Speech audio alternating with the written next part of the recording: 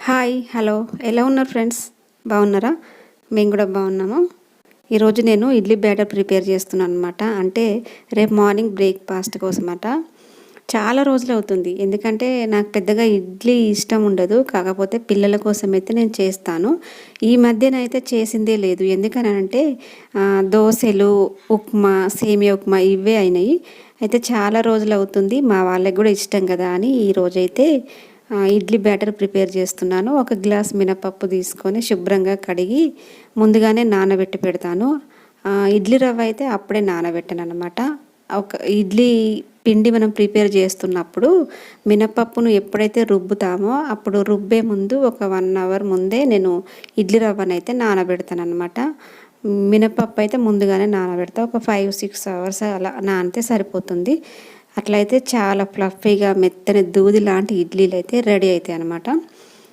ఈ మధ్య చాలా రోజులు అవుతుంది కాబట్టి ఇవాళ చేద్దామని ఈ ఇడ్లీ రవ్వ, మినపప్పు అన్నీ అయితే తయారు చేసి పెడుతున్నాను. ఈ మధ్యాహ్నం లంచ్ తర్వాత ఈ పనులన్నీ చేస్తున్నాను అనమాట. మినపప్పు నానబెడితే నైట్ ఒక 1 అవర్, పిండి రుబ్బే ముందు ఒక 1 అవరు ఇడ్లీ రవ్వ నానబెడితే సరిపోతుంది కదా అన్నట్టుగా ఒక గిన్నెలో మినపప్పు, ఇంకొక గిన్నెలో ఇడ్లీ రవ్వ అయితే వేసుకున్నాను అనమాట. వేసి ఈ శుభ్రంగా కడిగిన మినపప్పును ఒక 5-6 గంటలు అలాగే నానబెట్టి పక్కన పెట్టాను. ఇడ్లీ రవ్వ అయితే కడగలేదనమాట. నైట్ కడుగుదామని పక్కన పెట్టేశాను మూత పెట్టి.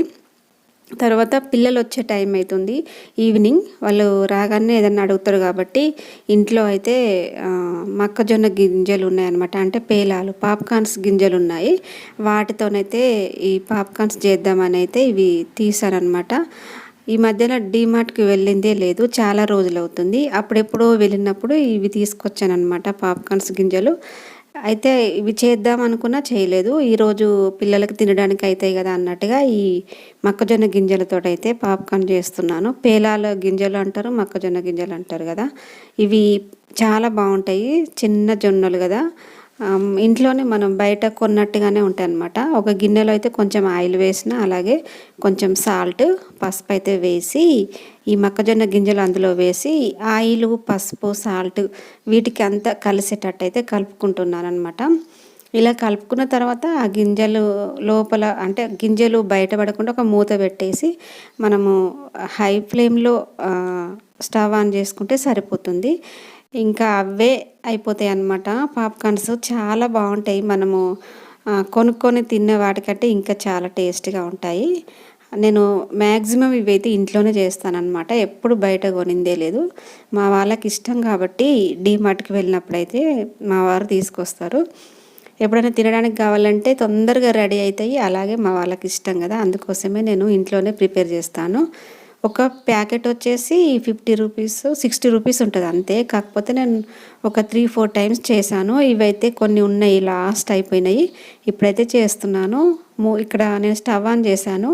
ఉప్పు, పసుపు, నూనె కలిపిన తర్వాత మూత పెట్టేసి స్టవ్ ఆన్ చేస్తే హై ఫ్లేమ్లో పెట్టాలి. అప్పుడైతే మనకు మంచిగా పాప్కార్న్స్ అనేవి అవుతాయి. ఎప్పుడైతే మనకు చిటపట అనే సౌండ్ వస్తుందో అప్పుడు పాప్కార్న్స్ రెడీ అవుతున్నట్టు. ఆ సౌండ్ రాలేదంటే అన్నీ రెడీ అయిపోయినాయి అన్నట్టు అర్థము. తర్వాత నేను స్టవ్ ఆఫ్ చేసి చూస్తున్నాను అనమాట. చాలా బాగా వచ్చినాయి పాప్కార్న్స్. పిల్లలు రాగానే వాళ్ళకు పెడితే వాళ్ళు తినేస్తారని అనుకుంటున్నాను అనమాట. రాగానే ఏదో ఒకటి మమ్మీ ఆకలి అవుతుంది అంటారు మా పిల్లలైతే.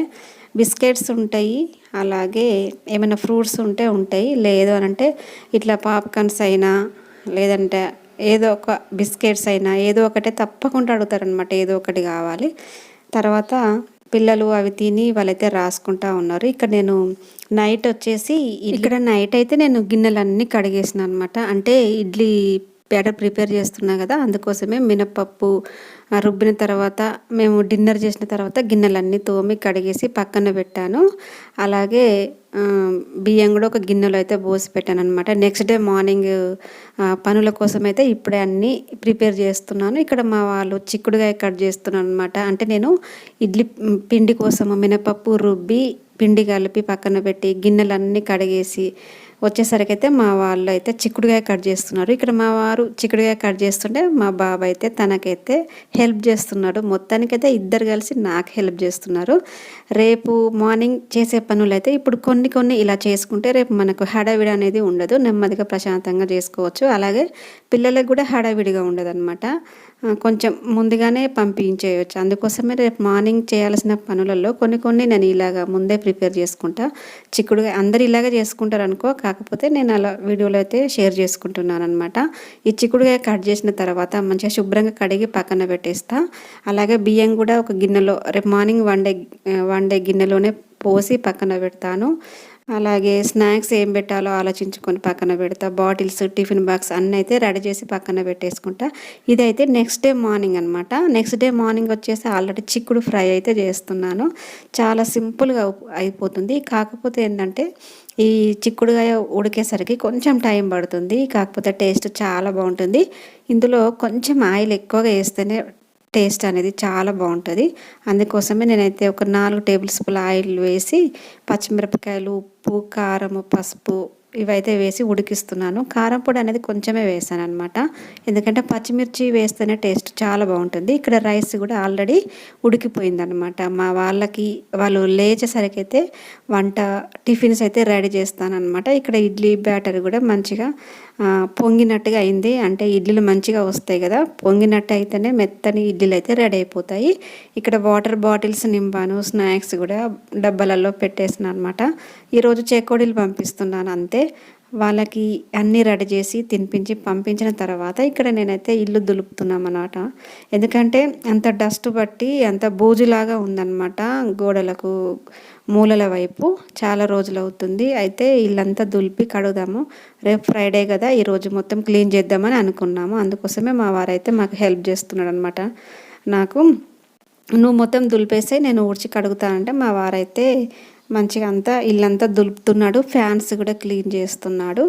తను ఫ్యాన్ క్లీన్ చేసి దులిపిన తర్వాత నేనైతే ఇల్లంతా ఊడుస్తానమాట. ఊడ్చిన తర్వాత అంతా కడిగేసి ఫ్రెష్ అయిన తర్వాత లంచ్ చేస్తామని అనుకుంటున్నాము. బ్రేక్ఫాస్ట్ అయితే చేసాం కదా, అందుకోసమే ఏం ఆకలిగా అయితే లేదు. ఇక్కడ చూడండి ఎంత డస్ట్ ఉందో, చాలా డస్ట్ పడిందనమాట. అదంతా ఊడుస్తున్నానమాట. ఏర్పడకుండా కనిపించని డస్ట్ ఉంది. చూస్తే ఏం డస్ట్ లేదు అన్నట్టుగానే ఉంది. కానీ దులిపి ఊడిస్తే అప్పుడు తెలుస్తుంది ఎంత దుమ్ము ధూళి ఉందో. చాలా ఉందన్నమాట.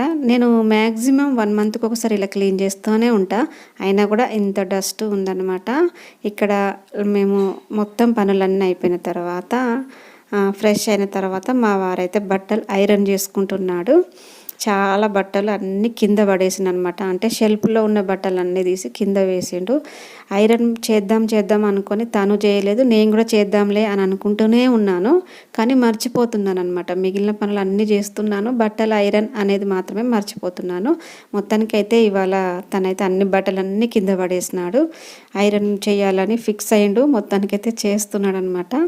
నేను చేస్తా అంటే నేను చేస్తానులే, నీకు అంత కరెక్ట్గా నువ్వు చెయ్యవని అంటున్నాడు అనమాట. అందుకోసమే తనే షర్ట్స్ అయితే అన్నీ ఐరన్ చేస్తున్నాడు. 1 వీక్ నుండి ఐరన్ చేయాలి అని అంటున్నాడు. తను చేయట్లేదు అనమాట. నేనేమో మర్చిపోతున్నాను. ఈరోజైతే కుదిరింది. ఇల్లు అంతా దులిపి కడిగిన తర్వాత లంచ్ చేసిన తర్వాత ప్రశాంతంగా తనైతే బట్టలు ఐరన్ చేసుకుంటున్నాడు. నేనైతే తను చేసిన బట్టలన్నీ సర్ది పక్కన పెట్టేస్తున్నాను. మొత్తానికైతే ఇక్కడ చూపించిన బట్టలన్నీ ఐరన్ చేస్తాడో లేదో చూడాలి. ఎందుకనంటే ఇప్పటికే 3:30 అవుతుంది. మళ్ళీ స్కూల్ దగ్గరికి వెళ్ళాలి, పిల్లలను తీసుకురావాలి. కాబట్టి మళ్ళీ చేస్తాడో లేదో చూడాలి. ఒకవేళ అన్నీ చేస్తే ఓకే, లేదు అని అంటే రేపైనా చేద్దాంలే అన్నట్టుగా అనుకుంటున్నాము. ఇప్పుడైతే కొన్ని అయితే చేస్తున్నాడు. కొంచెం టైం ఉంది కదా అని తొందరగా చేస్తున్నాడు. కాటన్ షర్ట్స్ అనేవి ఐరన్ చేస్తేనే బాగుంటాయి కదా, మరి ఐరన్ చేయకపోతే ముడతలాగా ఉంటాయి. కొంచెం ముడతలాగా ఉంటే కూడా తను వేసుకోడనమాట. అవి అలాగే పక్కన పడేసి టీషర్ట్స్ వేసుకుంటూ ఉంటాడు ఓకే. ఎందుకంటే అవి ఐరన్ చేయాలా అంటాడు అనమాట. ఓకే టీషర్ట్స్ ఎందుకు వేసుకుంటున్నావు, షర్ట్స్ వేసుకోవా బావా అని నేను అన్నాను అనుకో, అవి ఐరన్ చేయాలా అంటాడు. అంతే, ఇక అలాగే ఉంటాయి. టీషర్ట్స్ వేస్తూ ఉంటాడు. ఇక మళ్ళీ ఎప్పుడు టైం ఉంటుందో, ఎప్పుడు చేయాలని ఇంట్రెస్ట్ ఉంటుందో అప్పుడు మాత్రమే తను ఐరన్ చేసుకుంటూ ఉన్నాడు అనమాట. మొత్తానికైతే ఇవాళ కుదిరింది. మొత్తానికైతే ఇవాళ కుదిరింది. మంచిగా తన ఇంట్రెస్ట్ ఉంది కాబట్టి ఐరన్ అయితే చేసుకుంటున్నాడు. అన్నీ ఐరన్ చేసి ఇక్కడ బీరువాలో అయితే పెట్టేసాననమాట. ఇంకా కొన్ని ఉన్నాయి. అవైతే తర్వాత చేద్దామని అనుకున్నాడు. అన్నీ చేసినవన్నీ లోపల పెట్టేసి సర్ది పెట్టేసినా అనమాట. ఇంకా కొన్ని అయితే రేపు చేయాలి అనుకుంటున్నాం. చూడాలి ఎలా ఉంటుందో. Okay friends, bye.